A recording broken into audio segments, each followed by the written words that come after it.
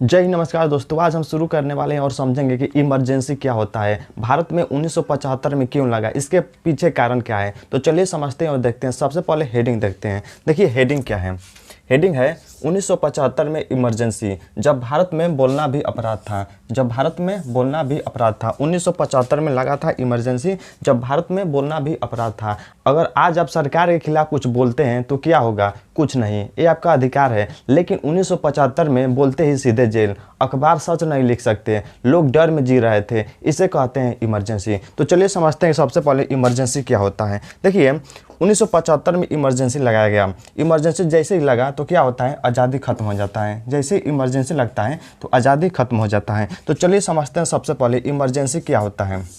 देखिए इमरजेंसी मतलब क्या, इमरजेंसी मतलब क्या होता है उसको समझते हैं। देखिए इमरजेंसी का मतलब होता है जब सरकार सारे अधिकार अपने हाथों में ले ले। मतलब जितना भी अधिकार हम लोग को मिला है, मौलिक अधिकार सब जितना भी मिला है, सब सरकार क्या करे, अपने हाथों में ले ले। उसके बाद समझिए जनता का आज़ादी खत्म कर दे। जो जनता होगी, पब्लिक हो गई, इसका आज़ादी खत्म कर दे, मतलब पूरा कंट्रोल सरकार चलाने लगे, उसी को कहा जाता है इमरजेंसी। इमरजेंसी का मतलब जब सरकार सारे अधिकार अपने हाथों में ले लें, अपने हाथों में ले ले और जनता की आज़ादी ख़त्म कर दे। ना कोई बोल सकता है, ना कोई मीडिया सच बोल सकता है, ना अखबार सच लिख सकते, मतलब पूरा कंट्रोल क्या करते हैं, सरकार अपने हाथों में ले लेता है। तो चलिए अब आगे समझते हैं। तो अब समझते हैं जब देश में इमरजेंसी लगा तो उस समय प्रधानमंत्री कौन थे और राष्ट्रपति कौन थे और क्यों लगाया गया इमरजेंसी, उसको देखते हैं। देखिए उस समय पीएम प्रधानमंत्री थी इंदिरा गांधी। इंदिरा गांधी प्रधानमंत्री थी उस समय जब इमरजेंसी लागू हुआ। प्रेसिडेंट राष्ट्रपति कौन थे, राष्ट्रपति कौन थे, तो लगाएगा फ़खरुद्दीन अली अहमद। फ़खरुद्दीन अली अहमद राष्ट्रपति थे। और जो भी इमरजेंसी जब लगता है तो देश में राष्ट्रपति लागू करता है, लगाता है इमरजेंसी। तो देखिए क्या होता है, कारण क्या था इमरजेंसी लगाने के पीछे कारण क्या था। इलाहाबाद हाई कोर्ट ने कहा इंदिरा गांधी से कि आप चुनाव गलत तरीके से जीती हैं। जो इलाहाबाद हाई कोर्ट हो गया, जिसको आज प्रयागराज कहते हैं, इलाहाबाद हाई कोर्ट ने कहा कि इंदिरा गांधी से कि आप चुनाव जो जीती हैं एक गलत तरीके से जीती हैं। उसके बाद देखिए क्या हुआ। उसके बाद लोग विरोध करने लगे, जितने भी लोग थे विरोध करने लगे, क्योंकि आप चुनाव गलत तरीके से जीती हैं। और लोग भी विरोध करने लगे, दूसरी पार्टी हो गई वो भी विरोध करने लगी। मतलब देश में क्या हुआ, पूरी हलचल मच गया। उसके बाद क्या हुआ, जैसे देश में हलचल मचा तो क्या हुआ, 25 जून 1975 में इमरजेंसी लागू कर दिया गया।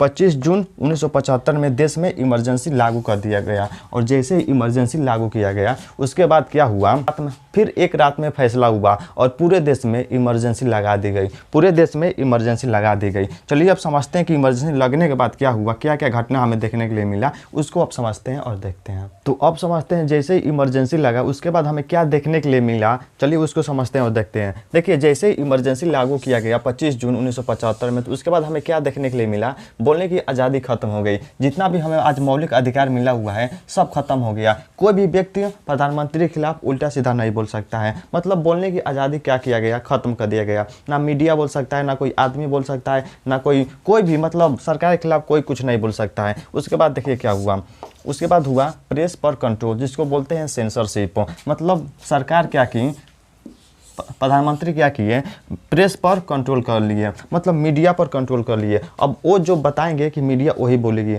जैसे वो बोलेंगे वैसे मीडिया बोलेगी। अगर कोई अखबार सच नहीं लिख सकता, जैसे अखबार को बताया जाएगा वैसे अखबार लिखा जाएगा। तो पहले क्या हुआ, बोलने की आज़ादी खत्म कर दिया गया। मतलब कोई भी व्यक्ति अब बोल नहीं सकता है। अब जैसे बोलेगा सीधे उसे जेल में बंद कर दिया जाएगा। कोई भी व्यक्ति या प्रेस पर कंट्रोल कर दिया गया। कोई भी प्रेस वाले, अखबार वाले हो गए या प्रेस वाले, मीडिया वाले हो गए, कोई भी प्रधानमंत्री के खिलाफ नहीं बोल सकता है, उसको सीधे जेल। उसके बाद समझिए क्या हुआ, देश में जितने भी नेता थे, बड़े बड़े नेता जितने थे, जैसे उन सबको जेल में बंद कर दिया गया। उन सबको जेल में बंद कर दिया गया। मतलब कोई भी व्यक्ति प्रधानमंत्री के खिलाफ नहीं बोल सकता था। अटल बिहारी वाजपेयी, लाल कृष्ण आडवाणी जैसे देश के बड़े बड़े नेता थे, उन सबको क्या किया गया, जेल में बंद कर दिया गया। पहले बोलने की आज़ादी खत्म किया गया, बोलने की आज़ादी खत्म कर दिया गया। कोई भी व्यक्ति सरकार के खिलाफ नहीं बोल सकता है। जितना भी मौलिक अधिकार दिया गया था सब खत्म कर दिया गया। उसके बाद प्रेस पर कंट्रोल किया गया, मतलब सेंसरशिप। जैसे सरकार बोलेगी वैसे मीडिया वाले बोलेंगे और अखबार वैसे ही छापेगा, कुछ भी इसके खिलाफ नहीं हो सकता है। उदाहरण लेकर समझते हैं, मान लीजिए प्रधान के खिलाफ कुछ बोलते हैं और बिना कारण पुलिस आपको उठा ले जाए। यही उस समय हो रहा था, मान लीजिए प्रधान के खिलाफ कुछ बोले हैं और पुलिस आपको जबरदस्ती उठा ले जाए। यही उस समय हो रहा था। मतलब प्रधानमंत्री के खिलाफ कोई भी व्यक्ति कुछ बोल रहा था तो पुलिस उसे उठाकर जेल में बंद कर देते थे। मतलब उस समय यही हो रहा था, प्रधानमंत्री के खिलाफ कोई भी कुछ नहीं बोल रहा था। मतलब जितना भी मौलिक अधिकार हमें मिला है आज सब खत्म हो गया था। जितना भी मौलिक अधिकार हमें मिला है सब खत्म कर दिया गया था। लोग प्रधानमंत्री के खिलाफ नहीं बोल रहे थे। जितने भी नेता हो गए, नेता भी प्रधानमंत्री के खिलाफ नहीं बोलते थे। जैसे ही प्रधानमंत्री के खिलाफ नेता बोलते थे सीधे जेल में बंद, मीडिया भी कुछ नहीं कर सकती थी, बोलने की आज़ादी खत्म, कोई भी व्यक्ति सुप्रीम कोर्ट, हाई कोर्ट कहीं नहीं जा सकता है। पूरा कंट्रोल जो था वो प्रधानमंत्री अपने हाथों में ले लिए थे।